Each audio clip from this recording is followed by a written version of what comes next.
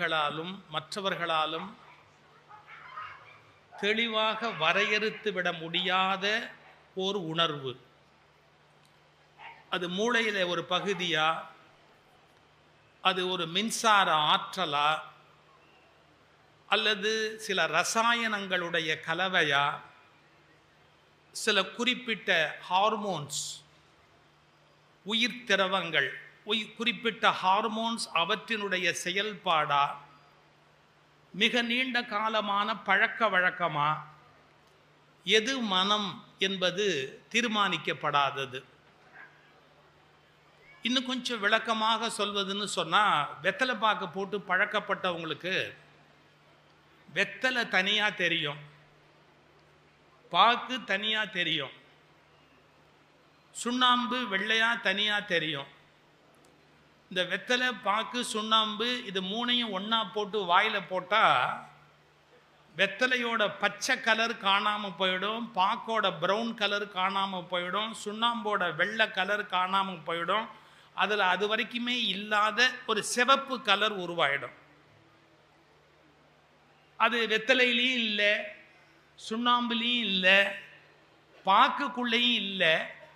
ஆனால் இதெல்லாம் நம்முடைய எச்சலோடு சேர்ந்து நம்ம கடித்த உடனே ஒரு பிரில்லியன்ட் ரெட்டு, பயங்கரமான ஒரு சிவப்பு கலர் உருவாயிடும்.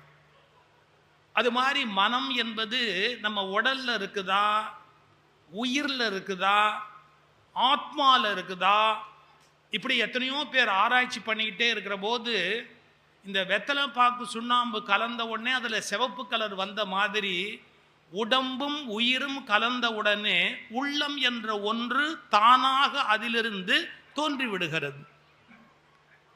ஆனால் அதுதான் எல்லாத்தையுமே நிர்ணயம் பண்ணுவதாக நம்முடைய வாழ்க்கையை மாற்றுகிறது. மனம் போல வாழ்வு அப்படிங்கிறாங்க. இந்த மனம் என்பது எங்கே இருக்கு, என்ன பண்ணும் அப்படின்னு தெரியலன்னா கூட அதுதான் நம்முடைய வாழ்வினுடைய எல்லா முடிவுகளையுமே தீர்மானிக்கிறது. இப்போ கொஞ்சம் இப்படி யோசிச்சு பாருங்களேன். ரெண்டு வகையில் பிரித்து, நிறைய பிரிவு இருக்கு, ரெண்டு வகையில் பிரித்து உளவியல் நிபுணர்கள் கான்ஷியஸ் மைண்ட், சப்கான்ஷியஸ் மைண்ட் அப்படின்னு ரெண்டா பிரிச்சிருக்கிறாங்க. இந்த உலகத்தை ஆட்டி படைக்கக்கூடிய சக்தி எதுக்கு இருக்குது? கான்ஷியஸ் மைண்டுக்கு இருக்குதா, சப்கான்ஷியஸ் மைண்டுக்கு இருக்குதா அப்படிங்கிற கேள்வியை ஓயாம உளவியல் நிபுணர்கள் கேட்டுக்கிட்டே இருக்கிறாங்க. கான்ஷியஸ் மைண்ட் எவ்வளவு விதமான முடிவுகளை எடுத்தாலும் சப்கான்ஷியஸ் மைண்ட் அப்படிங்கிறது தான் பலம் உள்ளதாகவும் ஆற்றல் உள்ளதாகவும் செயல் உள்ளதாகவும் வாழ்க்கையில் தானாவே பல காரியத்தை நடத்துது. இதை நம்ம புரிஞ்சுக்கிறதுக்காக ஒரு சின்ன உதாரணம் சொல்றேன்.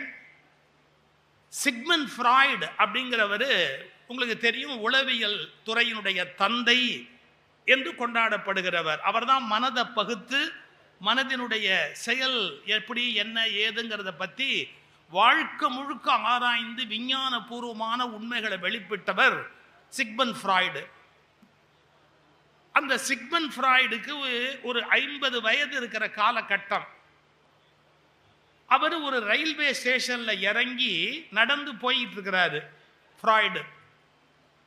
அப்படி நடந்து போயிட்டு இருக்கும்போது கொஞ்சம் முன்னாடி அப்படி பார்க்குற இடத்துல ஒரு பொண்ணு ரொம்ப அழகா, ரொம்ப ரொம்ப அழகா ஒரு பொண்ணு அப்படி போயிட்டு இருக்கிறது அவருக்கு கண்ணுக்கு தெரியுது. அவர் மனசுல என்ன தோணுச்சு தெரியுங்களா? அந்த பொண்ணை தொட்டு பார்க்கணும்னு தோணுச்சு. ஒரு வயசு வேணா 50 வயசு. ஒன்று மட்டும் ஒரு உண்மையை சொல்லிட்டா, வயசாயிட்டதால எவனும் நல்லவன் ஆகிடான்னு நம்பி ஏமாந்துடாதீங்க. வயசாயிடுச்சு அதனால இவர் நல்லவர் ஆயிருப்பார்னு மட்டும் தயவு செய்து நம்பாதீங்க. அதுக்கு சம்பந்தமே கிடையாது. இவர் என்ன நினைக்கிறாரு, அவரோட ப்ராப்பர்ட்டியா இது, அது எவன் ப்ராப்பர்ட்டியோ, இவருக்கு அதை தொடர்றதுக்கு ஏதாவது ரைட்ஸ் இருக்கா? 50 வயசு, ரயில் பிளாட்ஃபாரத்தில் நடந்து போற, அது எவனோ பொத்த பொண்ணு போகுது, அழகா போகுது, அது அழகா இருந்தாருன்னா அழகா இல்லாட்டி உனக்கு என்ன? இந்த ஃப்ராய்டு என்ன நினைக்கிறாரு, போய் தொட்டு பார்க்கணும் அப்படின்னு நினைக்கிறாரு. ஒரு 2 செகண்ட்ல உள்ளேருந்து ஒரு பிசாசு எந்திரிச்சு புத்தி சொல்லும், ஏய் உன் வயசு என்ன, உன் படிப்பு என்ன, சொசைட்டியில் உன் பொசிஷன் என்ன, நீ உளவியல் பகுப்பாய்வாளர் அப்படின்னு அவ்வளவு பெரிய உளவியல் துறையின் தந்தை அப்படின்னு பாராட்டப்பட்டிருக்கிற ஒரு பெரிய மனுஷன், நீ போய் அந்த பொண்ணை தொட்டா மரியாதையாது, அது தப்புன்னு உனக்கு தோண வேணாமா, இந்த மாதிரி காரியத்தை எல்லாம் நீ செய்யலாமா அப்படின்னு உள்ளேந்து ஒண்ணு அறிவு சொல்லிக்கிட்டே இருக்க. அறிவு சொல்லிக்கிட்டே இருக்கும் போதே தொட்டுட்டார். டன் டன் எக்ஸிக்யூட்டட், காரியம் முடிஞ்சு போச்சு, போய் தொட்டுட்டார். அன்னைக்கு ராத்திரி வந்து யோசிக்கிறாரு, நான் எவ்வளவு விஷயங்களை கண்டுபிடிச்சிருக்கிறேன், இது தப்புன்னு எனக்கு தெரியும், இதை செய்யாதேன்னு வேற ஒன்று சொல்லிக்கிட்டே இருக்குது. செய்யாதேன்னு சொல்ற போது கூட நான் பாட்டுக்கு போய் என்னத்துக்கு அதை தொட்டேன், தொட்டுக்கலாமா, தொடக்கூடாது இல்லையா, அப்ப என் புத்திய செருப்பால் அடிக்க வேண்டாம், இவ்வளவு யோசிக்கிறாரு. ஆனா நான் ஏன் தொட்டேன்?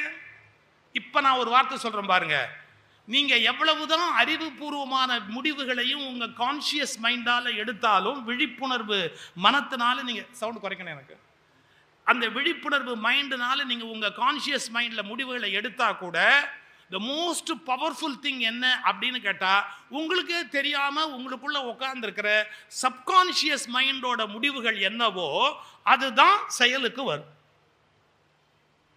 இத மேல்நாட்டுக்காரங்க என்ன பண்ணிட்டாங்க, கான்சியஸ் மைண்ட் சப்கான்சியஸ் மைண்ட் ரெண்டா பிரிச்சு, அது ரெண்டும் எவ்வளவு பலமுடையது பலம் இல்லாதது அப்படின்னு ஆராய்ச்சி பண்ணிக்கிட்டே வந்தாங்க. இங்க இந்திய மரபியல்ல என்ன பண்ணாங்க, மாயை அப்படின்னு ஒண்ணு சொல்லி அதை பராசக்தி அப்படிங்கிற ஒரு மாதிரி ஒரு உருவத்தை கொடுத்து, புராண கதைகளை கொடுத்து, அந்த மாயை அப்படிங்கிறது வந்து அது ஒரு ஆற்றல், புத்தி அப்படிங்கிற அறிவு இருக்கு, அது வந்து ஒரு ஆற்றல், இந்த அறிவினுடைய பலம் கான்சியஸ் மைண்ட், இந்த மாயையினுடைய பலம் சப்கான்சியஸ் மைண்ட், இதுக்கு ரேஷியோ பவர் என்ன அப்படின்னு கணக்கு பார்த்தா, இந்த புத்திங்கிறதுக்கு ஒரு பவர் இருந்ததுன்னு சொன்னா, இந்த சப்கான்சியஸ் மைண்டுங்கிற மாயைக்கு it is 9 times powerful than புத்தி. ஒரு மடங்கு புத்தி பவர்ஃபுல் அப்படின்னா 9 மடங்கு அதிகமான ஆற்றல் உடையது எதுன்னு கேட்டா நம்முடைய சப்கான்சியஸ் மைண்டு. இவங்க புராணத்தில் என்ன கதை பண்ணிட்டாங்க, இது நவராத்திரி, நவராத்திரினா 9, அது சிவராத்திரி அது 1 அப்படின்னா, உனக்கு ஒரு பாயிண்ட் புத்தி இருந்தா 9 பாயிண்ட் உள்ளுக்குள்ள என்ன உட்கார்ந்துருக்கும் அப்படின்னு கேட்டா உங்களுடைய மனசோட பிசாசு. அது என்ன சொல்லுதோ அதை தான் நீங்க கேட்பீங்களே ஒழிய, உங்க அறிவு சொல்றது சொல்லலாம். அதுவும் அடுத்த ஆளுக்கு உபதேசம் பண்ற போது நம்ம அறிவு பிரமாதமா வேலை செய்யும். இன்னொருத்தனுக்கு புத்தி சொல்றதா இருந்தா வக்கனையா சொல்லும், ஆனா தனக்குன்னு வரும்போது அது ஒண்ணுமே நினைவுல இருக்காது. அது ஏன் நினைவுல இல்லை அப்படிங்கறத கொஞ்சம் நம்ம யோசிக்கணும். அப்ப மனம் என்பது என்ன ஒரு கேள்வி வரும். இப்ப நான் ஓரளவு ஒரு லேமன் பாயிண்ட் ஆஃப் வியூல இருந்து ஒரு சயின்ஸை புரிஞ்சுக்கிறதுக்கான முயற்சியை பண்றேன். I'm not a qualified psychiatrist to explain you what is psychology, what is mind and everything சொல்றதுக்கான ஒரு சைக்காட்ரி நான் படிச்ச ஆள் இல்லை. ஆனா நான் ஒரு பாமரன், என்னுடைய எல்லையிலேருந்து ஒன்றை பார்த்து சில விஷயங்களை நான் தெரிஞ்சுக்குவேன். இந்த சப்கான்சியஸ் மைண்ட் எவ்வளவு பவர்ஃபுல் அப்படிங்கிறதுக்கு அடையாளம் என்னன்னு கேட்டா, ஓஷோ எழுதுறாரு,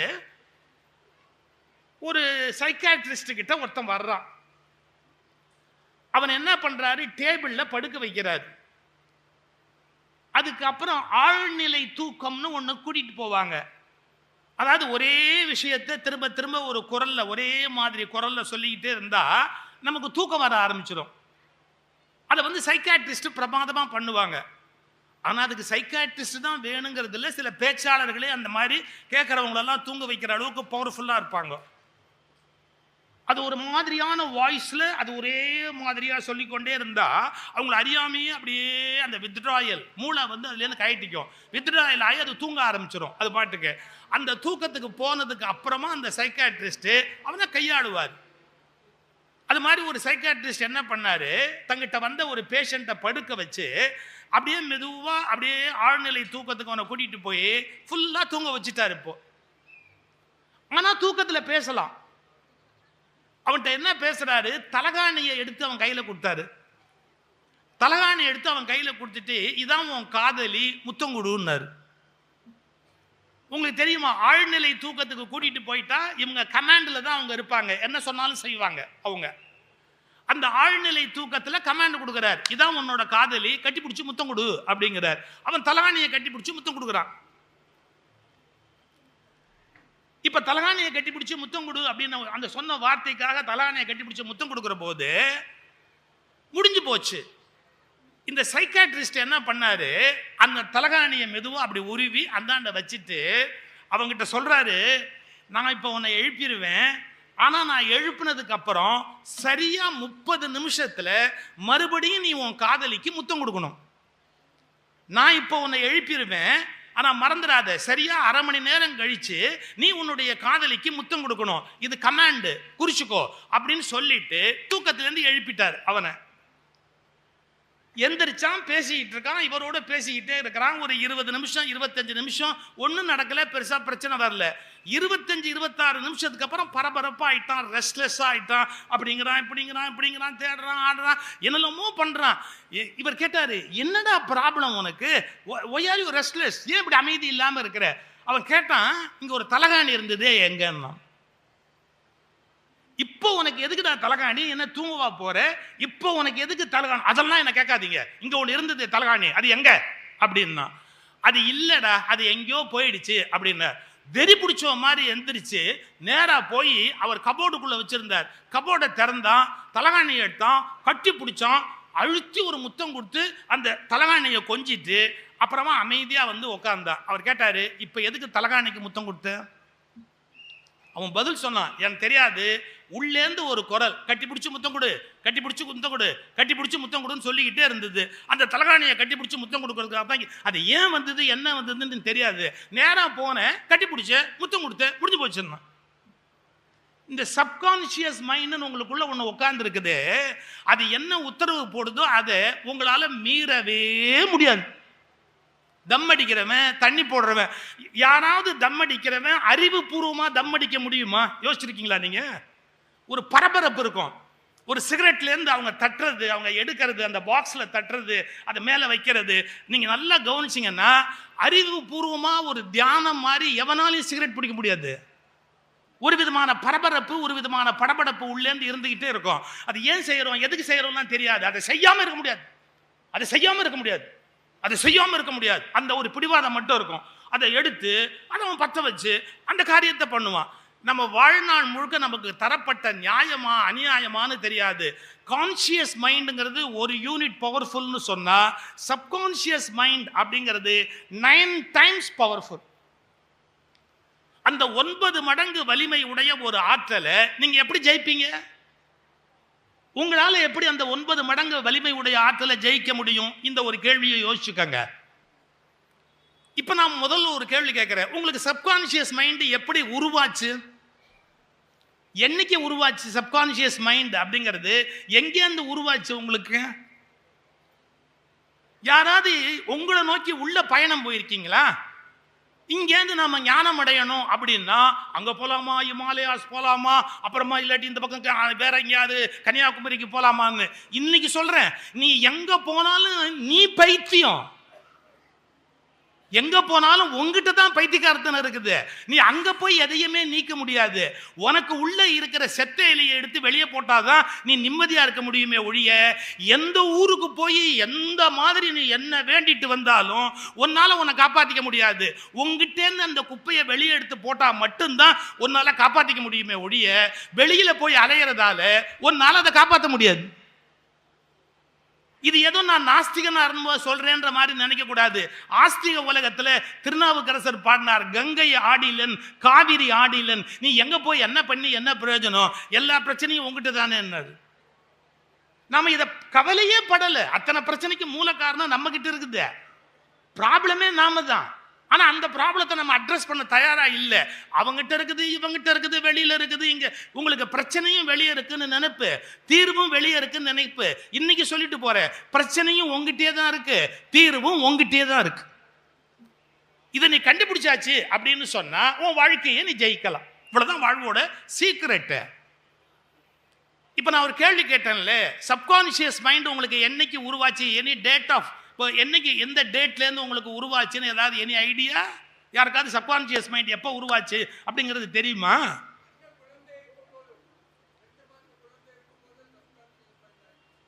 தேங்க்யூ தேங்க்யூ. ஒரு கைதட்டல் கொடுங்க. உங்க தாயாருடைய கர்ப்பத்தில் நீங்க இருந்தீங்கல்ல, உங்க தாயாருடைய கர்ப்பத்தில் நீங்க இருந்தீங்கல்ல, உங்க தாயாருக்கும் உங்களுக்கும் நடுவில் தொப்புள் கொடியில் ஒரு லிங்க், ஒரு கார்டு ஓடிச்சு இல்ல, அம்பிளிக்கல் கார்டு. இந்த தொப்புள்லேருந்து தாயாருக்கு லிங்க்ல போச்சு இல்ல. உங்க அம்மா பயந்துருப்பாங்க, அழுதுருப்பாங்க, சிரிச்சிருப்பாங்க, கோவப்பட்டிருப்பாங்க, ஆத்திரப்பட்டிருப்பாங்க, மாமியார் மேல வெறுப்படைஞ்சிருக்கலாம், நாத்தனார் மேல வெறுப்படைஞ்சிருக்கலாம், இல்ல புருஷன் மேலேயே கோபமா இருந்திருக்கலாம், இல்ல யார்ட்டையோ அன்பா இருந்திருக்கலாம், ஏதோ ஏமாந்துருக்கலாம், ஏதோ அழுதுருக்கலாம், ஏதோ சிரிச்சிருக்கலாம். உங்க அம்மா என்னென்ன மனசால பாதிக்கப்பட்டாங்களோ, இந்த பாருங்க, ஒரு கம்ப்யூட்டர்ல இருக்கிறத நீங்க அப்படியே இந்த கம்ப்யூட்டருக்கு சேஞ்ச் பண்ணுன்னு கமாண்ட் கொடுத்த உடனே இதுல இருக்கிறத தூக்கி அதுல போடுற மாதிரி உங்க அம்மா மூளையில என்னென்ன இழவு ஓடிச்சோ அத்தனை இழவும் இங்க வந்து உட்கார்ந்துரும். நீங்க என்ன பண்ணுவீங்க? உங்க அம்மாவுக்கு அப்ப புருஷனோட தகராறு, அப்புறம் 3 புள்ள பெத்து விட்டா, ஆனா அந்த டயத்துல தகராறுல அவ கோபத்துல இருக்கிறா. அப்ப இந்த குழந்தை உருவாகுது. நல்ல கவனிங்க. அப்புறம் அவ சமாதானமாய் 3 பிள்ளை பெத்துட்டா. ஆனா கோபத்துல உருவான இந்த புள்ள இருக்குது இல்ல, அதுக்கு ஜென்மத்துக்கும் கோபம் போவாது. இப்ப சப்கான்சியஸ் மைண்டுங்கிறது ஃபர்ஸ்ட் எங்க உருவாகுதுன்னு கேட்டா, கர்ப்பத்தில் இருக்கிற காலத்துல தாயினிடத்துல இருந்து பிள்ளைக்கு அப்படியே டிரான்ஸ்ஃபர் ஆகிட்டே இருக்கும். எமோஷனலா அப்படியே என்னென்ன படணுமோ எப்படி படிக்கணும். அது எப்படி பதியும் தெரியுமா? நாட் பை வேர்ட்ஸ், ஒரு வார்த்தைகள் மூலம் அல்ல, அப்புறம் சொற்களின் மூலம் அல்ல. ஒரு ஒரு ஒலி, ஒரு வார்த்தை, மொழி, ஒரு மண்ணு தேவையில்லை. பின்ன என்னன்னா அது அப்படியே படம் படம் படம் படம் படமா. இப்போ நீங்க ஃபிலிம் பார்க்கும்போது பழைய காலத்தில் ஃபிலிம் விடுவாங்க, அந்த ஃபிலிம் வரிசையா அப்படியே ஓடிக்கிட்டே இருக்கும். அதே மாதிரி அம்மா மனசுல ஒரு படம் ஓடும், அந்த படம் அப்படியே படம் படம் படம் படம் படம் படமா இந்த பிள்ளையோட மனசுல வந்து அப்படியே கம்ப்ளீட்டா உட்காந்துக்கும். இப்போ என்ன ஆகும்னு கேட்டீங்கன்னா, மொழியினாலோ ஒலியினாலோ பதியாம அது படம் படமா பதிவாயிட்டதுனால அதே மாதிரியான காட்சிகளை பின்னாளில் இந்த குழந்தை அரங்கேற்றுவது தவிர்க்க முடியாமல் போய்விடும். இதனாலதான் நான் என்ன சொல்றேன், வேற என்ன நீங்க எப்படி உங்களை மாத்துறீங்களோ மாத்தலையோ அதை பத்தி எனக்கு கவலை இல்லை. உங்க குழந்தைய கருவுல வச்சிருக்கிற ஒரு 10 மாச காலமாவது நீங்க உங்க மனசை நல்லபடியா வச்சுக்கிட்டீங்க அப்படின்னா எதிர்காலத்தில் அந்த பிள்ளைங்க கஷ்டப்படாம இருக்கலாம். உங்களுக்கு அது 10 மாச பிரச்சனை, அந்த குழந்தைக்கு அது வாழ்நாள் பிரச்சனை. அது வாழ்நாள் பிரச்சனை. ஏன் தெல்ல எதுக்கெடுத்தாலும் இவன் எரிஞ்சு உழறான். நீ அன்னைக்கு எரிஞ்சு உழுந்த. ஏன்னு தெல்ல இவன் என்னை மதிக்காமையே பேசுறான். நீ அன்னைக்கு மதிக்காமையே பேசுன. ஏன் பேசணும்னு இதுக்கு தெரியாது. ஆனா பேசுன அந்த தொனி இருக்குல்ல, அது இதுக்கு தெரியும். அந்த கோபம் இருக்குல்ல, அது இதுக்கு தெரியும். அதனால உள்ள இருக்கிற அந்த சப்கான்சியஸ் மைண்டு அதே மாதிரியான விஷயங்களை உங்களுக்கு கொடுத்துக்கிட்டே இருக்கும். நீங்க ஒண்ணுமே பண்ண முடியாது. தப்பிச்சு வெளியே வரலாம்னு நினைச்சா கூட உங்களால வர முடியாது. இந்த மனம் என்பது என்ன அப்படிங்கிறத கொஞ்சம் ஆராய்ச்சி பண்ணி, இந்த மனம் அப்படிங்கிறது நம்ம அடிமையா இருந்ததுன்னா ஜெயிக்கலாம், நம்ம எஜமானன் ஆயிடுச்சுன்னா ஜெயிக்க முடியாதுங்கிறத கண்டுபிடிச்சிட்டா நாம பல துன்பங்கள்ல இருந்து தப்பிக்கலாம். நான் வேடிக்கைக்கு ஒரு கதை சொல்றேனே. ஒரு பெரிய மகாராஜா இருந்தாரு. அந்த மகாராஜாவுக்கு ஒரு அடிமை இருந்தான். பழைய காலத்துல இப்படி இருக்கும் இல்ல, அந்த அடிமை ரொம்ப விசுவாசமா அவருக்கு எல்லாமே செய்வான். அதனால மகாராஜா அவனுக்கு ரொம்ப ரொம்ப ரொம்ப ரொம்ப ரொம்ப இடம் கொடுத்துட்டார். அவனுக்கு எங்க போனாலும் கூடவே போவான், வெரி க்ளோஸ். அவர் எள்ளுங்க முன்னாடி என்ன நிற்பான். அதனால திடீர்னு ரொம்ப அன்பு முத்தி போய் இந்த மகாராஜா என்ன பண்ணார், அந்த அடிமையை பார்த்து, ஏய் உனக்கு உலகத்துல யாருமே கொடுக்காத பெரிய பரிசு ஒன்று நான் கொடுக்கணும்டா, நீ இவ்வளவு நல்லவன், எனக்கு நான் உனக்கு ஒரு பரிசு கொடுக்க போறேன், உனக்கு என்ன வேணுமோ கேளு தர்றேன், என்ன வேணாலும் கேளு தர்றேன் அப்படின்னார். இன்னைக்கு சொல்லிட்டு போறேன், இந்த வரத்தை மட்டும் யார்ட்டையும் எப்பவுமே கொடுக்காதீங்க. நீ என்ன கேட்டாலும் தரேன் அப்படிங்கிற வரத்தை மட்டும் உயிரே போறதா இருந்தாலும் யாருக்கும் கொடுக்காதீங்க. நீ முதல்ல என்ன வேணும்னு கேளு, முடிஞ்சா தர்றேன்னே சொல்லுங்க. இதான் வாழ்நாள் முழுக்க நீங்க பாதுகாப்பா இருக்கிறதுக்கான வழி. நீ கேளு, முடிஞ்சா தர்றேன், இதான் சரியான வார்த்தை. நீ என்ன கட்டாலும் தர்றேன் அப்படின்னு ஓவர் சந்தோஷத்திலையும் சொல்லாதீங்க, ஓவர் பயத்திலையும் சொல்லாதீங்க. ஏன்னா இந்த ஓவர் சந்தோஷத்திலையும் இப்படி ஒரு வார்த்தையை கொடுப்போம், ஓவர் பயத்திலையும் ஒரு வார்த்தையை கொடுப்போம். இந்த வார்த்தையை கொடுக்கக்கூடாது. நீ இப்போ என்ன கேட்டாலும் தர்றேன். அவன் சொன்னான், உங்ககிட்ட ஏதாவது வாங்கிக்கிட்டா அப்போ இவ்வளோ நாள் நான் காட்டின அன்பு பொய்யா போயிடுங்க, அதனால் அதெல்லாம் ஒன்றும் வேண்டாம், எனக்கு இப்போதைக்கு எதுவும் தேவையில்லை, என்னை விட்டுடுங்க, நான் அப்படிலாம் கேட்கக்கூடாதுன்னா போட, உனக்கு தராமல் நான் செத்து போனால் கடனாளி ஆகிடுவேன், எங்கிட்ட நீ எவ்வளவு அன்பாக இருந்த, உனக்கு என்ன வேணுமோ கேளு, நான் நிச்சயமாக தர்றேன் அப்படின்ன உடனே அந்த அடிமை சொன்னான் ஒரே ஒரு வார்த்தை, அப்படியா, ஒரு நாளாவது உங்கள் சீட்டில் நான் உட்காரணும், ஒரு நாளாவது உங்க சீட்டில் நான் உட்காரணும். இன்னைக்கு சொல்றேன், எழுதி வச்சுக்கோங்க, எல்லா அடிமைகளுக்கும் என்றாவது எஜமானனிடத்தில் உட்கார்ந்து விட வேண்டும் என்ற எண்ணம் எல்லா அடிமைகள் மனதிலும் இருக்கிற எண்ணம். அது ஒரு நாளும் அழியவே அழியாது. என்னைக்காவது ஒரு நாள் இவன் உட்கார்ந்து இருக்கிற இடத்துல நான் உட்காரணும் அப்படிங்கிற எண்ணம் எந்த அடிமைக்கும் மனசை விட்டு போவாது, கண்டிப்பா இருக்கும்.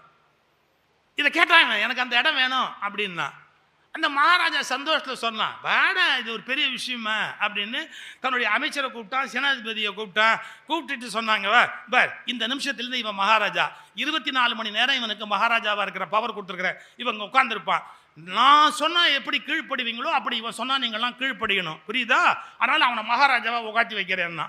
அவர் என்ன பண்ணார், முதல்ல அந்த நாற்காலியில் ஏறி இப்படி உட்காந்து ரொம்ப பணிவா, ஏத்தாப்புல மகாராஜா இருக்கிறாருன்ற மாதிரி ரொம்ப பணிவா இப்படி உட்கார்ந்தார். நல்லா உட்காருற, நல்லா உட்காரு, நம்ம கால் மேல கால் போட்டார். அடுத்த வார்த்தை சொன்னா, நம்ம அன்புக்கு அடையாளமா நான் உனக்கு எப்படி பணிவா இருந்தனோ அது மாதிரி நீ எனக்கு பணிவா இருக்கணும்னா.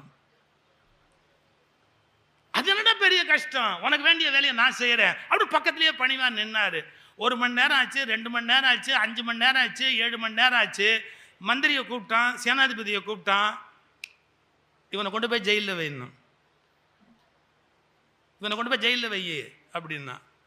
அவங்கெல்லாம் ஒரு மாதிரி பார்த்தாங்க, என்ன சொல்லியிருக்கிறாரு, 24 மணி நேரத்துக்கு அவர் வார்த்தையை எப்படி மதிப்பீங்களோ அப்படி என் வார்த்தையை மதிக்கணும்னு சொல்லியிருக்கிறாரு, உத்தரவை யாரும் மீறக்கூடாது, இந்த ஆளை கொண்டு போய் ஜெயிலில் வைங்கன்னு. ஒரு வழி இல்லை, கொண்டு போய் ஜெயிலில் வச்சாங்க. இன்னும் ஒரு 2 மணி நேரம் ஆச்சு, 14 மணி நேரம், 15 மணி நேரம் ஆச்சு. என்ன அந்த ஆளை கொண்டு போய் தூக்கில் தொங்க போட்டு கொண்டுட்டு செத்துட்டான்ற செய்தியை வந்து என்கிட்ட சொல்லுன்னா. கொண்டு போனால் தூக்கில் தொங்க போட்டான், செத்துட்டான் அப்படின்னா. இனிமேல் நம்மளை கேட்கறதுக்கு யாரும் ஆள் இல்லைன்னு சிம்மாசனத்தில் உட்காந்தவன் கால் மேலேயே கால் போட்டான். நான் சொல்றது யார் கதையோ நினைச்சு ஏமாந்து போகாதீங்க. உங்கள் மனம்தான் உங்கள் அடிமை. நீங்கள் ஒரு நாளாவது அதன் பேச்சை கேட்க வேண்டும் என்று தாழ்ந்து போகிறீர்கள். அன்றைய தினம் அது சிம்மாசனத்தில் ஏறி உட்கார்ந்து விட்டால் அது உங்களை கொல்லாமல் விடாது, உங்கள் வாழ்க்கையை அழிக்காமல் விடாது. உங்கள் மனம் அடிமையாய் இருக்கிற வரை மிகச்சிறந்த வாழ்க்கையை வாழ்வீர்கள். என்று உங்கள் மனம் எஜமானனாகி நீங்கள் அடிமையாகிறீர்களோ அன்றோடு உங்களுடைய தலையெழுத்து மாறிவிட்டது என்று பொருள். இது பல பேருக்கு தெரியறதே இல்லை. நம்ம மனசு தான் நம்மள லைஃப்ல பலவிதமான அழிவுக்கு காரணமா இருக்குது. நம்ம அதோட ஒன் சைடு மட்டும் பார்க்குறோம், மனோபலத்தை திரட்டிட்டா நம்ம பெரிய ஆளா போயிடலான்னு. அது அவ்வளோ ஈஸி இல்லை. அதுல சில விஷயம் இருக்குது, அதுக்குன்னு சில பவர் இருக்குது. அந்த பவரை அது எங்கேருந்து டிரைவ் பண்ணுச்சு? இந்த நாட்டில் 2 ஸ்கூல் ஆஃப் தாட் தான் உண்டு. என்னன்னா, இறை நம்பிக்கை உள்ளவன் அப்படின்னு சொன்னா அவன் மத புஸ்தகத்தை நம்புவான். இன்னொன்று அப்படிலாம் ஒன்றுமே கிடையாது, இறைவனும் கிடையாது, ஒரு மண்ணும் கிடையாது அப்படின்னு எத்திஸ்ட் அப்படின்னு ஒரு குரூப் இன்னொன்று நம்புவான். இது ரெண்டையும் தாண்டி இவன் சொல்றதுல என்ன உண்மை இருக்கு, அவன் சொல்றதுல என்ன உண்மை இருக்கு, இவன் சயின்ஸ்ல எவ்வளோ கரெக்டாக இருக்கிறான், அவன் சயின்ஸ்ல எவ்வளோ கரெக்டாக இருக்கிறான், ரெண்டையும் ஆராய்ச்சி பண்ணி உண்மையை கண்டுபிடிக்கிற பொறுமை பல பேருக்கு கிடையாது. சில பேர் சொல்லுவான் டெஸ்டினி அப்படிங்கிற விதியே கிடையவே கிடையாது, கர்மா அப்படிங்கிற ஒரு கர்மாவே கிடையவே கிடையாது அப்படின்பா. இன்னும் சில பேர் எல்லாமே கர்மா தான், எல்லாமே டெஸ்டினி அதுதான்பா. இது ரெண்டுக்கு நடுவில் நம்ம நிற்கிறோம். எப்போ டெஸ்டினி ப்ளே பண்ணும், எப்போ நம்முடைய கர்மா ப்ளே பண்ணும், எப்போ நம்முடைய ஃப்ரீவில்லை யூஸ் பண்ணால் கர்மாவை செல்லாமல் ஆக்கலாம் அப்படிங்கிற கலையை கற்றுக்கிறது தான் உண்மையான ஞானம் அடைதல். இது பெரிய சிரமமான விஷயம். டெஸ்டினே ஒன்று கிடையாது, கர்மானே ஒன்று கிடையாது, விதினே ஒன்று கிடையாதுன்னு பேசுவான். மன்னிச்சுக்கோங்க, ஒரு கண்டினியூட்டி இல்லாமல் ஒரு மனிதனுடைய வாழ்க்கை ஜேர்னி நேற்று ஏதோ ஒன்று பாதிக்காம இன்னைக்கு ஒன்று உருவாகவே முடியாது. டெஸ்டினிங்கிறது எந்த அளவுக்கு இருக்குதுங்கிறதுக்கு ஒரு சின்ன எக்ஸாம்பிள். நீங்க உங்க அப்பாவையோ உங்க அம்மாவையோ முடிவு பண்ணக்கூடிய பலம் உண்டா? இந்த அப்பாவுக்கும் இந்த அம்மாவுக்கும் இத்தனாம் தேதி இத்தனை மணிக்கு நான் இந்த ஆஸ்பத்திரியில் 7ஆம் நம்பர் வார்டில் 3ஆம் நம்பர் பெட்டில் பிறக்க போறேன்னு டிசைட் பண்ணி பிறந்தீங்களா? இட் வாஸ் கிவன், கொடுக்கப்பட்டது. உங்களுக்கு எவையெல்லாம் கொடுக்கப்பட்டவையோ அவையெல்லாம் டெஸ்டினி, விதி. நம்ம அப்பா யாரு, நம்ம அம்மா யாரு, வந்துட்டோம், அவங்க கருவுல பிறந்துட்டோம், அவங்க வீட்டில் வளர்றோம், இதையெல்லாம் நாம மாற்ற முடியாது. அது நடந்துருச்சு. எவையெல்லாம் நடந்து விட்டதோ அவை எல்லாமே டெஸ்டினி தான். ஆனா ஒன்னே ஒன்று இருக்கு வச்சுங்க, அதாவது இந்த எல்லாமே விதின்னு சொல்ற குரூப் ஒன்று இருக்கு. இல்ல இல்ல விதினே ஒன்று கிடையவே கிடையாது, எல்லாமே மனிதனுடைய ஃப்ரீ வில், முயற்சி தான் அப்படின்னு சொல்ற விஷயம் இருக்கு. நீங்க வாழ்க்கையவே பிராக்டிக்கலா புரிஞ்சுக்கணும். இப்ப நாம பல பேர் ஃபேஸ்புக் வச்சிருப்போம். ஃபேஸ்புக்கில் அல்லது நம்முடைய வாட்ஸ்அப்பில் ஸ்டேட்டஸில் ஒரு ஃபோட்டோ வச்சுருப்போம். இந்த உலகத்தில் பாருங்க, கௌரிதாஸ் ஒரு தடவை பேசும்போது அழகாக சொன்னார், ஃபேஸ்புக்கில் அவன் வச்சிருக்கிற ஃபோட்டோ மாதிரியான அழகும் எவனுக்கும் கிடையாது, ஆதாரில் இருக்கிற மாதிரி அசிங்கமான மூஞ்சியும் எவனுக்கும் கிடையாது. ஆதாரில் இருக்கிற மாதிரி அசிங்கமான முகமும் எவனுக்கும் இருக்காது, ஃபேஸ்புக்கில் இருக்கிற மாதிரி அழகான முகமும் எவனுக்கும் இருக்காது. இதுவும் ஜோடிக்கப்பட்டது, அதுவும் ஜோடிக்கப்பட்டது. அது மாதிரி லைஃப்ல நீங்க டெஸ்டினி தான் எல்லாம் அப்படிங்கிறதும் ஜோடிக்கப்பட்டது, எல்லாமே ஃப்ரீ வில் அப்படிங்கிறதும் ஜோடிக்கப்பட்டது. இந்த டெஸ்டினி எவ்வளவு தூரம் ஒர்க் பண்ணும், ஃப்ரீ வில் எப்போ ஒர்க் பண்ண ஆரம்பிக்கும் அப்படிங்கிறது நீங்க முடிவு பண்ண வேண்டிய சமாச்சாரம். அந்த ஒரு இடத்துல தான் உங்களுக்கு விழிப்புங்கிறது வரணும், அவேர்னஸ்ங்கிறது வரணும். இப்போ நம்ம டெஸ்டினிங்கிறது என்னன்னு சொன்னேன், கொடுக்கப்பட்டது. சார் இந்த மாதிரி கண்ணோட, இந்த மாதிரி மூக்கோட, இந்த மாதிரி தோற்றத்தோட இதெல்லாம் நான் முடிவெடுக்க முடியுமா? நான் வந்து இந்த மாதிரியான நிறத்தில் பிறக்கணும், இவ்வளோ உயரத்தில் பிறக்கணும், இந்த கலரில் பிறக்கணும், ஏன் இந்த ஜாதியில் பிறக்கணும், இது எதையாவது என்னால் முடிவு பண்ண முடியுதா? சில சூழலே சில பேருக்கு வாய்ப்பு, அப்படியே அவங்க மேலே தூக்கிட்டு போயிடும் அந்த சூழலே. சில பேருக்கு அந்த சூழலே அவங்களுக்கு எதிர்ப்பு, அவங்க என்ன முயன்றாலும் மேலேயே போக முடியாது. அப்போ அது மாதிரி எவையெல்லாம் கொடுக்கப்பட்டவையோ அவை எல்லாமே என்னன்னு கேட்டா டெஸ்டினி. அது தரப்பட்டு விட்டது அப்படிங்கிறதுனால நீங்க வெளியிலேயே வர முடியாது அப்படின்னு ஒரு பொருள் அல்ல. நீங்க வெளியே வரத்துக்கு ஒரே ஒரு வாய்ப்பை உங்களுக்கு பிரபஞ்சம் கொடுத்துருக்குது, மூலப்பொருள் கொடுத்துருக்குது. அது எது வேணா பேரா இருக்கலாம். மூலப்பொருள் ஒன்று கொடுத்துருக்கு, அதுக்கு என்ன பேரு? Free will. எப்படி அது ஃப்ரீ வில்னு பேரு? பாருங்க, இந்த காலேஜில் படிக்கணும்னு நீங்க தீர்மானம் பண்றீங்க, கிடைக்கல, என்னமோ ஒரு காலேஜில் கிடைக்குது, அது டெஸ்டினி. வேற வழியே கிடையாது, அங்கதான் போய் படிச்சாகணும், வேற வழியே கிடையாது, டெஸ்டினி. ஆனா அங்க படிச்சா கூட நான் கவனமா படிச்சு என்னால முன்னுக்கு வர முடியுங்கிற முடிவை நீ எடுத்து உழைக்க ஆரம்பிச்ச அப்படின்னா நீ இந்த வாழ்க்கையில உயர முடியும். அப்ப டெஸ்டினிங்கிறது 50% பிளே பண்ற போது ஓ ஃப்ரீ வில்ல நீ ப்ராப்பரா யூஸ் பண்ணிக்கிட்டே வந்தேன்னா, அந்த அனதர் 50% கரெக்டா நான் யூஸ் பண்ணேன்னா டோட்டலா வாழ்க்கையை மாத்தி அமைக்கலாம். ஆனா 90% மக்கள் எப்படின்னு கேட்டீங்கன்னா, டெஸ்டினியை ரூல் பண்ண விட்டுருவாங்க. தங்கிட்ட இருக்கிற 10% பவரை எடுத்து 50% ஆக்கி அதை 100% ஆக்கக்கூடிய வேலையை அவங்க செய்யறது இல்லை. இதை செய்ய தொடங்குற போது என்ன ஆகுதுன்னு கேட்டா, நம்முடைய டோட்டல் லைஃப் கம்ப்ளீட்டா சேஞ்ச் ஆக ஆரம்பிக்குது. இது எல்லாத்தையும் மனதில் வைத்துக் கொண்டு பாரதி ஒரு வரி சொன்னா, மனதில் உறுதி வேண்டும், வாக்கினிலே இனிமை வேண்டும், நினைவு நல்லது வேண்டும், நெருங்கின பொருள் கைப்பட வேண்டும், கனவு மெய்ப்பட வேண்டும், கைவசமாவது விரைவில் வேண்டும், தனமும் இன்பமும் வேண்டும், தரணியிலே பெருமை வேண்டும், கண் திறந்திட வேண்டும், காரியத்தில் உறுதி வேண்டும், பெண் விடுதலை வேண்டும், பெரிய கடவுள் காக்க வேண்டும். கடைசியா ஒரு வார்த்தை சொன்னா, யாருக்குடா விதி மாறும்னா மண் பயனுற வேண்டும். இந்த உலகம் நல்லா இருக்கணும்னு யார் நினைக்கிறானோ அவன் தான் சரியான வாழ்க்கை வாழறான்னு அர்த்தம். நான் நல்லா இருக்கணும்னு நினைக்கிறவன் சரியான வாழ்க்கை வாழறான்னு பொருள் அல்ல.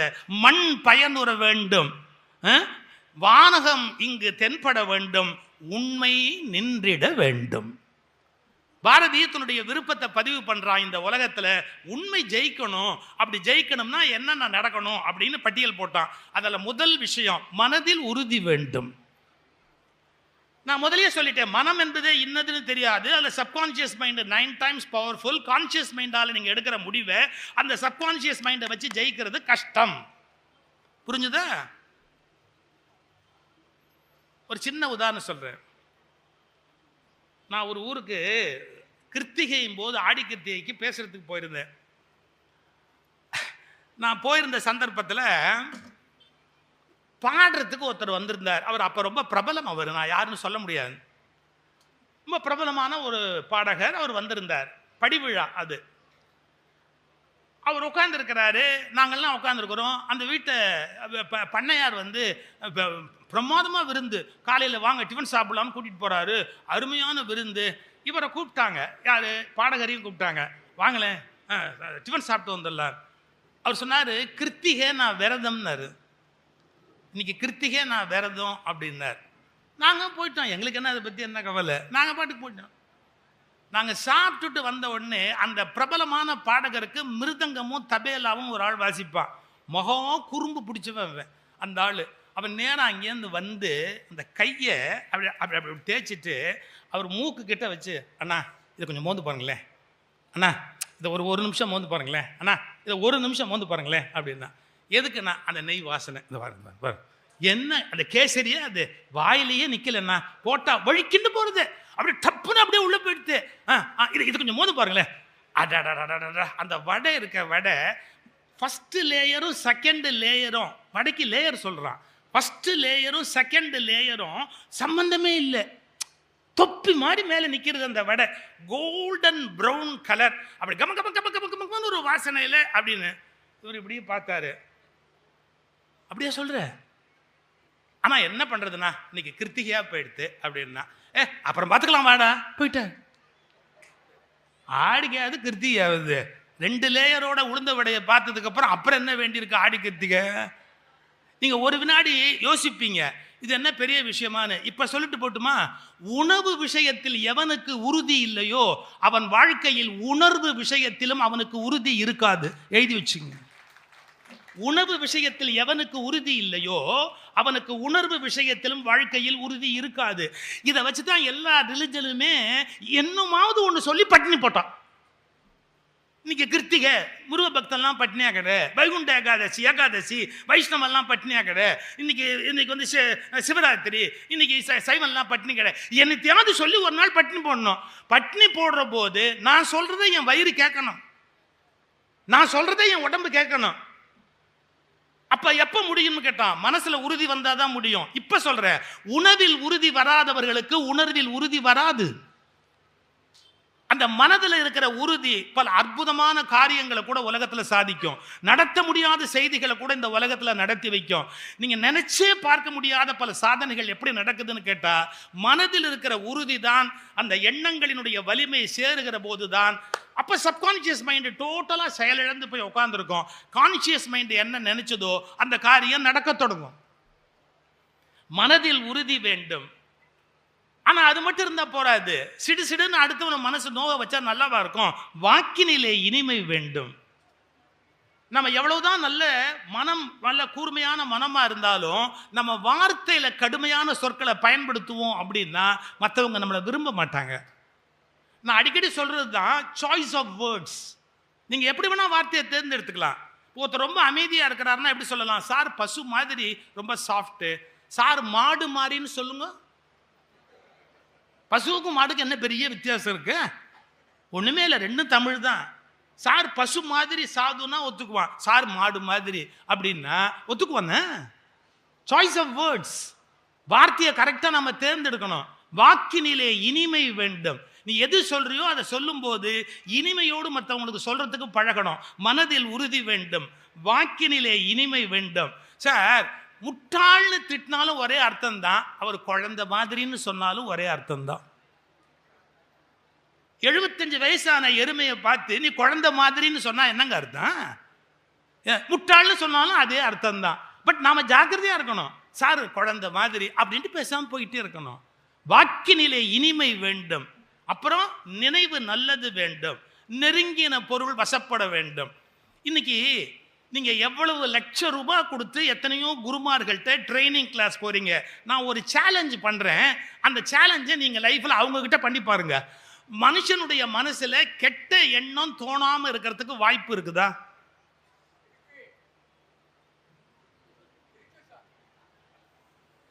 அவர் சொல்றாருங்கிறதுக்காக எல்லாத்தையும் நம்ப முடியாது. கெட்ட எண்ணம் தோணாத மனுஷன்னு ஒருத்தன் கூட உலகத்தில் இருக்க முடியாது. எழுதி வச்சுங்க, நான் சொல்றேன். எவ்வளவுதான் முயற்சி பண்ணாலும் எண்ணங்கள் தோன்றுகிற போது நல்ல எண்ணம் தோன்ற மாதிரியே கெட்ட எண்ணமும் உங்களுக்குள்ள தோணிக்கிட்டு இருக்கும். ஏன்னா உங்க மரபணுன்னு ஒன்று இருக்குது.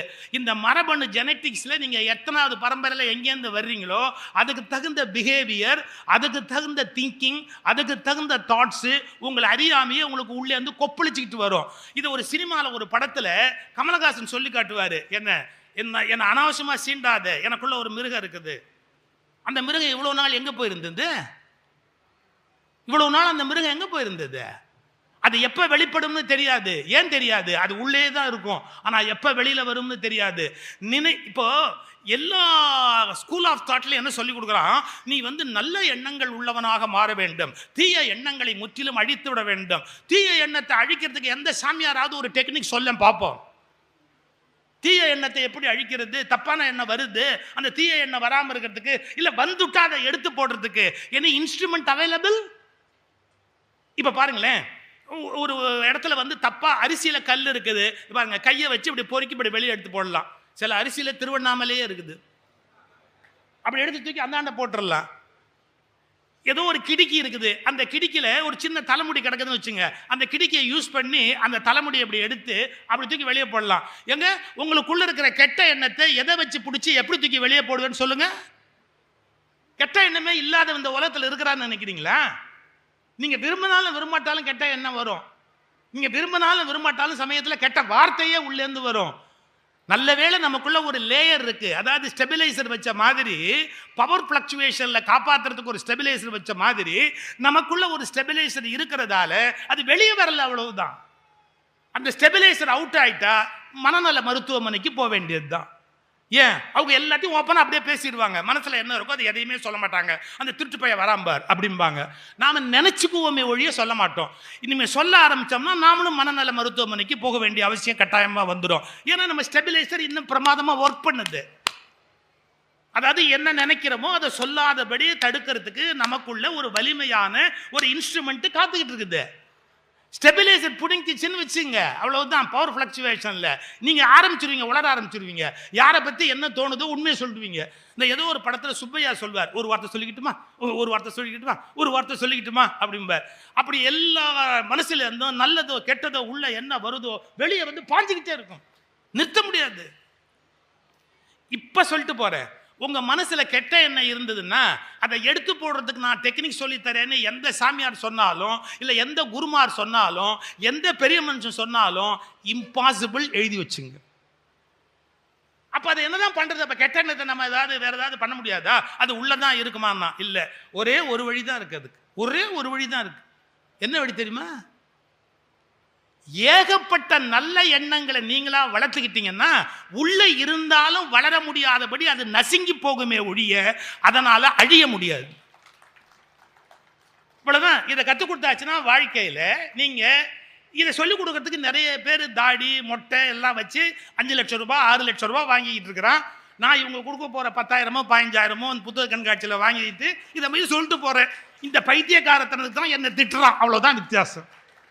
நானும் ஒரு மொட்டை கிட்ட அடிச்சு தாடி கீடி வச்சேன்னு வச்சுங்க, 5 லட்சம் ரூபாய் ஒரு கிளாஸுக்கு பிடுங்கினேன்னா நானும் பெரிய ஆளா ஆயிடலாம். ரொம்ப ஈஸி. அது தாடி தானாவே வளரும், மொட்டை தான் செலவு பண்ணி அடிக்கணும். Very easy. ஏன்னா இன்னும் கொஞ்சம் ஜிப்பாவை நீளமா போடணும், இது இன்னும் கொஞ்சம் கால் அளவு மறைக்கிற அளவுக்கு போடணும், அவ்வளவுதான் வித்தியாசம் இல்லையா? நீங்க உங்க மனசுல இருக்கிற கெட்ட எண்ணத்தை வெளியே தூக்கி போடணும்னா அதை எடுத்து போடுறதுக்கு கிடுக்கி இல்லைங்க. அதை எடுத்து போடுறது எப்படிங்கிறதுக்கு பயிற்சி இல்லைங்க. சில பேர் சொல்லி கொடுப்பான், நீ சுவாசத்தை உள்ளே எடுத்து உள்ளிருந்து வெளியே சுவாசத்தை விடுகிற போது அந்த சுவாசத்தின் வழியாக கெட்ட எண்ணங்கள் வெளியே போக முடியாது. எவ்வளவு நாள் தான் புருடா விடுவீங்க? எவ்வளவு நாள் புருடா விடுவீங்க நீங்க? அப்படி சுவாசத்தை வெளியே விடும்போது உள்ளே அந்த கெட்ட எண்ணம் டாங்னு அது வழியா வெளியே போயிடுமா? எவ்வளவு கோமாளித்தனமா பேசுறாங்க தெரியுங்களா? இன்னைக்கு சொல்றேன் பாருங்க, உங்க மனசுல இருக்கிற கெட்ட எண்ணத்தை எடுத்து போட முடியாது, அது அப்படியே இருக்கும். இப்போ நல்ல சைக்காலஜி படிச்சவங்களை கேளுங்க, நம்ம மூளையில லேயர் லேயர் லேயர் லேயரா தான் படிஞ்சிருக்கும். என்ன தெரியுமா? உங்க 5 வயசு லேயர், உங்க 7 வயசு லேயர், உங்க 10 வயசு லேயர், உங்க 12 வயசு லேயர், உங்க 20 வயசு லேயர், உங்க 80 வயசு லேயர், இப்படி லேயர் லேயர் லேயர் லேயரா இருக்கும். ஒரு லேயர் உள்ள போனதுனால அது மறந்து போயிடுச்சு, அவ்வளவுதான். உங்களுக்கு என்னைக்காவது எங்கேயாவது கயண்டிடுச்சுன்னு வச்சுக்கோங்க, 7 வயசு லேயர் வெளியே வந்துட்டா உங்களை சமாளிக்க முடியாது. 7 வயசுல நீங்க என்னென்ன அழும்பு பண்ணீங்களோ அது எல்லாத்தையும் வீட்டில் உட்காந்து பண்ணிக்கிட்டு இருப்பீங்க. எங்க அம்மா 86 வயசு இறந்த போது 86 வயசுல நினைவு இல்லாம படுத்திருக்கிறாங்க. திடீர்னு ஒரு பேர் சொல்லி, அவ வாடி, ஏண்டி இன்னும் வரமாட்டேங்கிற, ஏண்டி இன்னும் வரமாட்டேங்கிற அப்படின்னு என்னமோ சத்தம் போடுறாங்க. எங்களுக்கு ஒரு 10 நிமிஷம் ஒன்றும் புரியல. அப்புறமா கொஞ்சம் பழிச்சு கொஞ்சம் அவங்க நார்மல் ஸ்டேஜுக்கு வந்ததுக்கு அப்புறம், அம்மா நீ இப்போ ஒரு பேர் சொன்ன, அந்த பேர் சொல்லி அவளை வாடின்னு கூப்பிட்ட, யாரு? என் கூட 6ஆம் கிளாஸ் படித்த ஃப்ரெண்டு. ஏன் சார், 6ஆம் கிளாஸ் அவங்க கூட படித்த ஃப்ரெண்டை 86வது வயசுல நினைவு கூர்ந்து சொல்றாங்க. என்ன அர்த்தம்? இந்த வாழ்க்கையில் இருக்கிற பெரிய அற்புதம் என்னன்னு கேட்டா, நீங்க பிறந்ததுலேருந்து இல்ல, கருவுல உருவானதுலேருந்து உங்களுடைய நினைவுகள் நினைவு அடுக்குகளாக ஒண்ணு மேல ஒண்ணு ஒண்ணு மேல ஒண்ணு அப்படியே பதிஞ்சுக்கிட்டே இருக்கும். அதனாலதான் சார் 70 வயசு ஆனாலும் சில பேர் இந்த 17 வயசு பையன் பண்ற அட்டூழியம் பண்ணிக்கிட்டே இருப்பான். சில தாத்தா பாத்தீங்களா, ரிமோட்டை பேரண்ட்டை கொடுக்க மாட்டான். பேரும் பார்த்துக்கிட்டு இருக்கும்போது பின்னாடி போய் டபக்கன் அப்படி பிடிங்கிட்டு தரமாட்டேனே அப்படின்பா. ஏன்? இப்ப 7 வயசு முடிச்சுக்கிச்சுன்னு அர்த்தம். உள்ள இருந்து அவன் சாக்லேட்டை திருடி திம்பான். யாரு? பேரன் சாக்லேட்டை இவன் திருடி திம்பான். நீங்க ஒன்றும் பண்ண முடியாது. வேணும்னா ருத்ரன்ட்டையோ இல்லாட்டி வேற யார்ட்டையோ ஷாலினிட்டையோ யார்ட்டையாவது கூட்டிட்டு போனா அது அதுக்குன்னு ஒரு மாத்திரையை வச்சிருக்காங்க, அது தூக்கி உள்ள போட்டாங்கன்னா டேங்னு அது மறுபடியும் அப்படியே மூடிக்கும். அப்புறம் பாட்டுக்கு அப்படியே பேசாம முன்னு உட்காந்துருப்பான். அதான் பாசிபிள். இப்ப நான் சொல்றது என்னன்னு கேட்டீங்கன்னா, உங்களுக்கு லேயர் லேயராக இந்த எண்ணங்கள் பதுங்கி விடுவதால் என்ன நடக்கும் அப்படின்னு கேட்டா, எந்த எண்ணமுமே நம்ம கிட்ட பதிஞ்சது அழியறது இல்லை. இப்ப நான் என்ன டெக்னிக் சொல்றேன் அப்படின்னா, இதை எடுக்க முடியாது வெளியில. ஆனா நல்ல எண்ணங்கள் எவ்வளவுக்கு எவ்வளவு அடுத்த அவனுக்கு செய்யலாமா, இந்த பிள்ளைய பள்ளிக்கூடத்தை படிக்க வைக்கலாமா, அந்த ஆஸ்பத்திரிக்கு போய் உதவலாமா, உதவும் கரங்களில் போய் அந்த குழந்தைய தூக்கி கொஞ்சலாம். நீங்க 1.5 லட்சம் 2 லட்சம் தானம் பண்ண வேணாங்க. இந்த உதவும் கரங்களில் சில குழந்தைங்க பிறந்து தாய் தகப்ப விட்டுட்டு போயிருக்கான். அந்த குழந்தைய எடுத்து இப்படி ஒரு முத்தம் கொடுக்க மாட்டாங்களா, தன்னை யாராவது கட்டி அணைக்க மாட்டாங்களா, அந்த குழந்தை ஏங்கும். இன்னைக்கு சொல்றேன், அந்த மாதிரி தாய் இல்லை தகப்பன் இல்லைன்னு நினைக்கிற 8 மாச குழந்தைய எடுத்து நீங்க முத்தம் கொடுத்தா 10 கோயில் கட்டி கும்பாபிஷேகம் பண்ணா என்ன புண்ணியமோ அந்த புண்ணியம் உங்களுக்கு சத்தியமா உண்டு. ஏன்? அதுக்கு அம்மா இல்லை, அதுக்கு அப்பா இல்லை, அதுக்கு முத்தம் கொடுக்க ஆளே இல்லை. அந்த குழந்தைக்கு யாருமே இல்லை. நீங்க அள்ளி எடுத்து அந்த குழந்தைய கட்டி அணைச்சு ஒரு முத்தம் கொடுத்து உனக்கு என்ன வேணும்னு கேட்டீங்கன்னா, அது எவ்வளவு பெரிய நல்ல எண்ணம், எவ்வளவு பெரிய நல்ல கருத்து, நல்ல சிந்தனை. அப்படி போடணும். இதை நான் சயின்டிஃபிக்கா புரிய வைக்கிறேன். அது எப்படி சார், நல்ல எண்ணங்களை நிறைய போட்டா அது காணாம போயிடுமா? இது பாருங்களேன், ஒரு வாட்டர் டேங்க். இந்த வாட்டர் டேங்க்ல சாக்கடை தண்ணி நிக்குது. இந்த வாட்டர் டேங்க்ல ரொம்ப அழுக்கு ஜாஸ்தி ஆயிடுச்சு, கார்பன் டை ஆக்சைடு கூட்டிடுச்சு. இதை நீங்க கிளீன் பண்ணணும் அப்படின்னு நினைச்சீங்கன்னா, இதை கிளீன் பண்றது எப்படி? அவுட்லெட் இல்லை, ஆனா இதை கிளீன் பண்ணணும் அப்படின்னு நினைச்சீங்கன்னா ஒரு வழி இருக்கு. நல்ல தண்ணியை டியூப்ல எடுத்து இந்த கண்டெய்னர்ல விட்டுக்கிட்டே இருந்தீங்கன்னா பாருங்க, கொஞ்சம் கருப்பாகும், அப்புறம் இன்னும் கொஞ்சம் கருப்பு குறையும், அப்புறம் இன்னும் கொஞ்சம் கருப்பு குறையும். ஒரு ஸ்டேஜுக்கு அப்புறமா கம்ப்ளீட்டா அது உள்ள போய் வாஷ் அவுட் பண்ணி வெளியில எவ்வளவு நல்ல தண்ணி இருக்கோ அந்த அளவுக்கு பாத்திரத்துக்குள்ளேயும் நல்ல தண்ணி மொத்தமா இருக்கிற மாதிரி மாறும். இப்படி மாத்தினாதான் அந்த கெட்ட தண்ணியை நல்ல தண்ணியா மாற்ற முடியுமே ஒழிய அது உள்ளேந்து இருக்கிற ஒவ்வொரு கார்பனையும் வெளியே எடுக்க முடியாது. இதை யார் கண்டுபிடிச்சா தெரியுமா? லண்டன்ல தேம்ஸ் நதி சாக்கடையா ஆயிப்போச்சு. தேம்ஸ் நதி முழுக்கவே சாக்கடையா ஆயிப்போச்சு. அது சாக்கடையா ஆன உடனே அந்த சாக்கடையை கிளீன் பண்றது எப்படின்னு ரொம்ப கடாத பாடுபட்டு என்ன பண்ணாங்க தெரியுங்களா? டன்னா ஆக்சிஜனை கொண்டு போய் உள்ள பம்ப் பண்ணாங்க. அந்த லண்டன் தேம்ஸ் நதியில் செத்து போச்சு மீனெல்லாம், ஏன்னா கார்பன் டை ஆக்சைடு கூடி போய். அப்புறமா டன்னா கொண்டு போய் ஆக்சிஜனை சப்ளை பண்ண உடனே உள்ளேந்து அந்த கெட்ட தண்ணீர் கார்பன் எல்லாம் வெளியேறி என்ன ஆகி போச்சு? அதன் பிறகு தேம்ஸ் நதி மீண்டும் உயிர் பெற்று ஒரு நல்ல நதியா ஓட ஆரம்பிச்சது. நான் இதைத்தான் உங்களுக்கு சொல்றேன், உங்க மனம் சில கெட்ட எண்ணம் நிறைஞ்சிருந்தா நல்ல எண்ணங்களால் நீங்கள் நிறைப்பதன் மூலம் உள்ளே இருக்கிற கெட்ட எண்ணம் செயலிழந்து போவதற்கு நிறைய வாய்ப்பு இருக்கிறது. இது ஒண்ணுதான் மனிதன் தன்னை மாற்றி அமைப்பதற்கான வழி.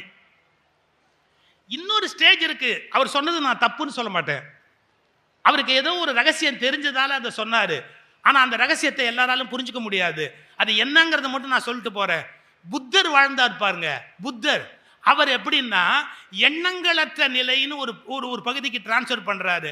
நல்ல எண்ணம் கெட்ட எண்ணம்னு இல்லை, எப்போதுமே எண்ணங்களற்ற நிலைன்னு ஒண்ணுக்கு போகும்போது அவருக்கு கெட்ட எண்ணமும் கிடையாது, நல்ல எண்ணமும் கிடையாது. புரியுதா? அந்த ஸ்டேஜ் ஈஸியா ரீச் பண்ண முடியாது. அவர் சொன்னது பொய்ன்னு நான் சொல்லல, அது வேற ஸ்டேஜ். அதை எல்லாராலும் ரீச் பண்ண முடியாது. அது எண்ணங்களற்ற நிலை, டோட்டலா எண்ணமே இல்லாம பிளாங்கா இருக்கிறது, அப்படியே பிளாங்கா இருக்கிறது. அது ரொம்ப கஷ்டம். ஆனா எண்ணங்களோடு வாழுகிற வரையிலே கெட்ட எண்ணங்கள் நிறைய இருக்குன்னா நல்ல எண்ணங்களை அதிகமா ஸ்டோர் பண்ணி அதை செயலிழக்க வைக்கலாமே ஒழிய வேற எந்த விதமான வழியும் இல்லை. இப்ப இதை பாரதி எங்க சொல்றாரு பாருங்க, நினைவு நல்லது வேண்டும். அதுக்கான ஆன்சர் பாருங்க, நினைவு நல்லது வேண்டும், நெருங்கின பொருள் கைப்பட வேண்டும், கனவு மெய்ப்பட வேண்டும், கைவசமாவது விரைவில் வேண்டும், தனமும் இன்பமும் வேண்டும், தரணியிலே பெருமை வேண்டும், கண் திறந்திட வேண்டும். ஏன் இப்ப என்ன கண்ணு மூடியா இருக்கு? எல்லாம் இந்த ரெண்டு கண்ணை திறந்துடுறான், இந்த கண்ணை திறக்க மாட்டேங்கிறான். இதான் அவேர்னஸ். இந்த ரெண்டு கண்ணுக்கு நடுவில் நில்னு சொன்னாரே புத்தரு. அந்த நடுவில் நிற்கிற ஒரு பெரிய நிலை, அந்த நடுவில் நிற்கக்கூடிய நிலைமை வந்தாச்சுன்னா இந்த ரெண்டு கண்ணை விட இந்த ரெண்டு கண்ணு நடுவில் இருக்கிற கண்ணு இம்பார்ட்டன்ட் ஆகுது. அந்த கண் திறந்திட வேண்டும், காரியத்தில் உறுதி வேண்டும், பெண் விடுதலை வேண்டும், பெரிய கடவுள் காக்க வேண்டும், மண் பயனுற வேண்டும். எவ்வளவு பெரிய ஆசைகளை, எவ்வளவு பெரிய விருப்பங்களை இந்த தமிழ்நாட்டு மக்களுக்கு மகாகவி பாரதி சொல்லிட்டு போயிருக்கிறான். பாரதியை நீங்க வெளியிலேருந்து பார்த்தா ஏதோ சாதாரணமா சொன்ன மாதிரி தெரியும். ஆனா பாரதியை முழுமையா நீங்க உள்வாங்கி பார்த்தாதான் அவர் எவ்வளவு நுட்பமானவர் அப்படிங்கிறத உங்களால கண்டுபிடிக்க முடியும். பாரதி இதே மாதிரி இன்னொரு பாடல்ல எண்ணியது முடிதல் வேண்டும் அப்படிங்கிற கருத்தை நமக்கு சொல்றாரு. பாரதியோட பாட்டு பார்க்கிற போது எளிமை மாதிரி தெரியும். இப்போ ஒரு பாட்டு சொல்றேன் பாருங்க. தமிழ் மொழி வாழ்த்து பாடுற போது பாரதியார் பாடுறாரு, வாழ்க நிரந்தரம், வாழ்க தமிழ்மொழி, வாழிய வாழியவே, வானம் அளந்தது அனைத்தும் அளந்திடும் வன்மொழி வாழியவே, ஏழு கடல் வைப்பினும் தன்மணம் வீசி இசை கொண்டு வாழியவே, எங்கள் தமிழ்மொழி எங்கள் தமிழ்மொழி என்றென்றும் வாழியவே. அப்புறம் சூழ்கலி நீங்க தமிழ்மொழி ஓங்க, துலங்குக வையகமே, உலகமே நல்லா இருக்கட்டும், துலங்குக வையகமே. அதுக்கும் அடுத்த வார்த்தை பாரதி சொல்ற வார்த்தை தொல்லை வினைதரு. அதாவது தொல்லைகள் என்னென்ன உண்டோ தொல்லை வினைதரு, தொல்லை அகன்று சுடர்க தமிழ்நாடு. அப்ப பாரதியாரே தமிழ்நாடுங்கிற வார்த்தையை தான் பயன்படுத்தி இருக்கிறாரு அப்படிங்கிறத பாரதி தேச விரோதி இல்லை, ஆன்டி இந்தியன் இல்லை. பாரதி ஆன்டி இந்தியன் இல்லை. பாரதியே என்ன சொல்றாருன்னா சுடர்க தமிழ்நாடு அப்படிங்கிற வார்த்தையை தான் பாரதி பயன்படுத்தி இருக்கிறார். பாரதி வழியில் வருகிற மானம் உள்ளவர்கள் தமிழ்நாடு என்றுதான் சொல்வார்களே ஒழிய வேறு மாற்றி சொல்ல மாட்டார்கள். சார் தெரியாதனமா பாரதியார் இங்க சொல்லியிருப்பார் சார். வேற எங்கன்னா செந்தமிழ் நாடென்னும் போதினிலே இன்ப தேன் வந்து பாயுது. தமிழ்நாடுன்னு சொன்னா பாரதி காதுல தேன் பாயுதான். ஏன் சில பேர் காதுல மட்டும் தேள் பாயுது? எங்க பாரதி காதுல தேன் பாயுது. செந்தமிழ் நாடென்னும் போதினிலே இன்ப தேன் வந்து பாயுது காதினில்லைன்னா. சார் பாரதி நீங்க புரிஞ்சுக்கணும்னா பாரதி பற்றிய ஒரு அறிவு இருக்கணும். பாரதியை பற்றி ஒரு அறிவு இல்லாம நீங்க பாரதியை புரிஞ்சுக்க முடியுமா? அந்த பாரதி ஒவ்வொரு சொல் பயன்படுத்துகிறார்னா ஒவ்வொரு சொல்லுக்கும் ஒரு உயிர் இருக்கு, ஒவ்வொரு சொல்லுக்கும் ஒரு தவம் இருக்கு. மந்திரம் போல் வேண்டுமடா சொல் இன்பம் அப்படின்னு கேட்டவன் மகாகவி பாரதி. அதனால மனதில் உறுதி வேண்டும் என்ற பாரதியினுடைய வரிகள் உங்கள் வாழ்க்கையை மாற்றி அமைக்கக்கூடியது. நான் ரொம்ப ஃபிலசாபிக்கலாகவே பேசிட்டேன்னு ஒரே ஒரு விஷயத்தை சொல்லி முடிவு பண்ணுறேன். என் இனிய நண்பர் கோபி வந்திருக்கிறார். ரொம்ப அருமையான சொற்களையும் செய்திகளையும் அவர் உங்களுக்கு கொடுப்பார். எப்படி உறுதி வேணுங்கிறதுக்கு ஒரே ஒரு இன்சிடென்ட் மட்டும் சொல்லி முடிச்சிடுறேன். கோகுலு எவ்வளோ பெரிய ஆர்டிஸ்ட். கோகுலு அவர் மாதிரி ஒருத்தர் வரைய முடியுமா? கோகுலு, துப்பறியும் சாம்பு, தில்லான மோகனாம்பாள், கோகுலுவோட படத்தில் எவ்வளோ எவ்வளோ எவ்வளோ அதிசயம் நடந்திருக்கு. விகடனில் இருந்தார் கோகுலு, ஓவியர் கோகுலு. அவர் அவ்வளவு அருமையாக வரைகிறவருக்கு ஸ்ட்ரோக் வந்து வலது கை போயிடுச்சு. கொடுமை இல்லை? கொடுமை இல்லை? ஸ்ட்ரோக் வந்து வலது கை போயிட்டா ஒரு ஓவியருக்கு எவ்வளோ பெரிய நஷ்டம், எவ்வளோ பெரிய கஷ்டம். அப்புறம் வரைய முடியுமா? வரைய முடியாது. கோகுலுக்கு ஸ்ட்ரோக் வந்து வலது கை போயிடுச்சு, வரையல. 6 மாதம் ஆச்சு, கோகுலுடைய டிராயிங்கே வரல. திடீர்னு ஒரு பத்திரிகையில் கோகுலுடைய படம் வந்தது, புது படம், கோகுலுடைய ஓவியம் வந்தது. நம்ம திருப்பூர் கிருஷ்ணன் இங்கேருந்து புறப்பட்டாரு. நேராக போய் கோகுலுவை பார்த்து, ரொம்ப சந்தோஷம், உங்கள் படத்தை பார்த்தோட நான் அசந்துட்டேன், அதான் மறுபடியும் உங்களுக்கு கை நல்லபடியாக வந்துருச்சுன்னு நினைக்கிறேன், அருமையாக வரைஞ்சிருக்கிறீங்க. அவர் சொன்ன பதில் சொல்லட்டுமா? கிருஷ்ணன், நான் ஆர்டிஸ்ட்டு, ஸ்ட்ரோக் போட்டு போட்டு தான் படம் வரைவேன். ஸ்ட்ரோக்னா அப்படி ஒரு கோடு, இப்படி ஒரு கோடு, இப்படி ஒரு கோடு, இப்படி ஒரு கோடு போட்டால் 80 வயசு பாட்டி ஆகிடும், இப்படி ஒரு கோடு போட்டால் 8 வயசு பொண்ணாயிடும். அதான் ஓவியத்தில் இருக்கிற ஆற்றல். நான் ஸ்ட்ரோக் போட்டு போட்டு ஓவியம் வரைஞ்சேன், அதான் எனக்கே ஒரு ஸ்ட்ரோக் போடணும்னு பகவான் ஸ்ட்ரோக் போட்டான். இதோடு முடிஞ்சு போச்சு, இனிமேல் என்னால் வரைய முடியாது அப்படின்னு நான் நினச்சேன். இதுக்கப்புறம் நான் எங்கே வரைய போகிறேன் அப்படின்னு நினச்சேன். அப்புறம் திடீர்னு ஒரு நாள் தோணித்து, நான் என்ன ப்ரெஷ்ஷு வச்சு வரைகிறேன்னா ப்ரெஷ்ஷாக வரைகிறது, நான் ப்ரெஷ் வச்சு வரைகிறேன்னா ப்ரெஷ்ஷாக வரைகிறது. ப்ரெஷ்ஷை கை சும்மா பிடிச்சின்னு இருக்கேன், ப்ரெஷ்ஷு வரையல. என் மூளை தான் அந்த படத்தை வரைகிறது கண்டுபிடிச்சிட்டேன்.